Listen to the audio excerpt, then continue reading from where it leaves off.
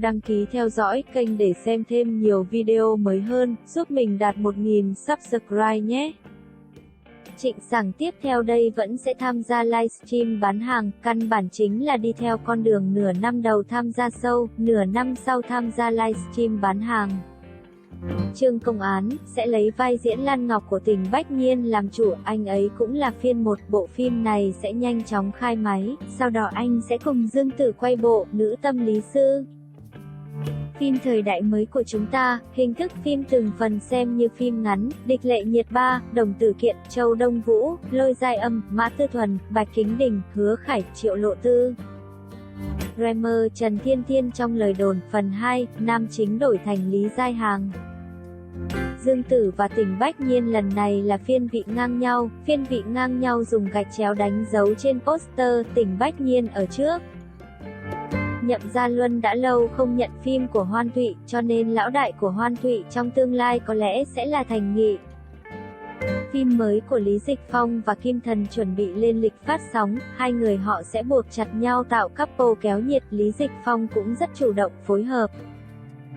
Lý Dịch Phong hiện đang mượn sức quan hệ, muốn hoàn toàn chuyển mình đi đường chính kịch. Anh gần đây còn lấy được tài nguyên chính ngọ. Về phương diện tài nguyên, anh và Dương Dương có xung đột rất lớn, ekip của anh còn mua nhiều bài marketing, ám chỉ mình quyết tâm chuyển mình, nếu không xảy ra chuyện gì bất ngờ, bộ phim tiếp theo của anh sẽ hợp tác cùng chính ngọ. Vương Nhất Bác khi quay Băng Vũ Hỏa thường xuyên chạy tới xin thầy Vương Kính Tùng chỉ bảo, gần đây đài từ tiến bộ rất rõ ràng, bộ phim này hoàn toàn sử dụng âm thanh gốc. Tài nguyên hiện tại của Trương Vũ Kiếm trở nên rất tốt, cậu ấy đang đàm phán một bộ phim mới hợp tác với Trương Dư Hi.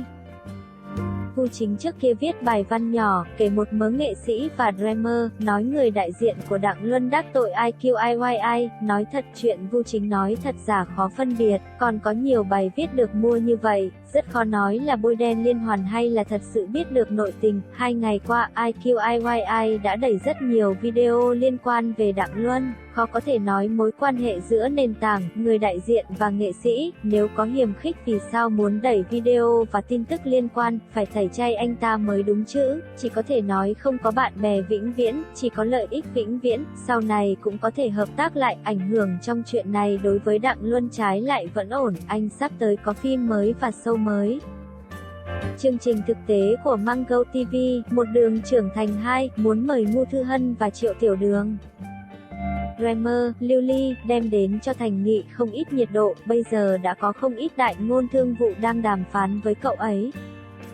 Ngô Lỗi và Cụt hiện đang bế tắc, Cụt đã nhiều lần PR phim mới nhưng đều gạt bỏ riêng Ngô Lỗi không tính cúi đầu trước nền tảng này, ekip của cậu ấy sẽ hợp tác sâu với Youku.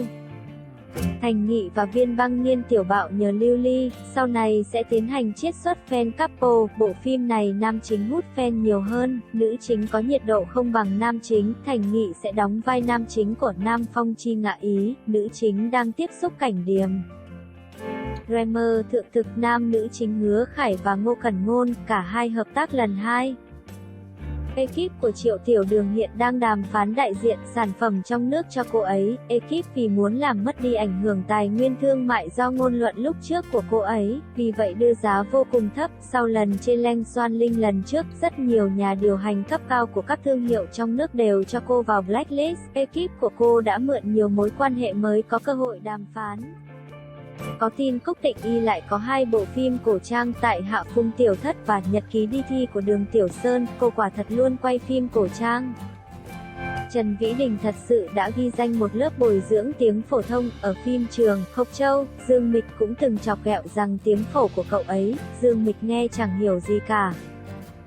Bona đã ký hợp đồng làm phim với rất nhiều đạo diễn lớn ở Hồng Kông, mỗi đạo diễn lớn đều đảm nhận trách nhiệm quay 4 bộ phim của Bona. Những tài nguyên phim này hiện đã đến tay của Hoàng Cảnh Du, tuy Hoàng Cảnh Du trước đây bị tung phốt nhưng nó không ảnh hưởng lớn đến anh ấy và tài nguyên luôn rất tốt. Anh là nam nghệ sĩ được Bona nâng đỡ nhất, tiếp theo là Âu Hào, đợi khi nào anh ấy chọn xong phim mà mình muốn đóng, số tài nguyên còn lại mới đến tay Âu Hào. Hoàng Cảnh Du không khi nào ngừng đi đóng phim, tuy Kiều Mạch Phong trường không nổi, danh tiếng bị chê tệ hại nhưng cũng đã được hồi vốn. Hoàng Cảnh Du cũng sẽ tham gia buổi hòa nhạc Quốc khánh Giang Sơn Như Họa của CCTV năm nay. Ngoài ra, Hoàng Cảnh Du còn đại diện Nivea Men.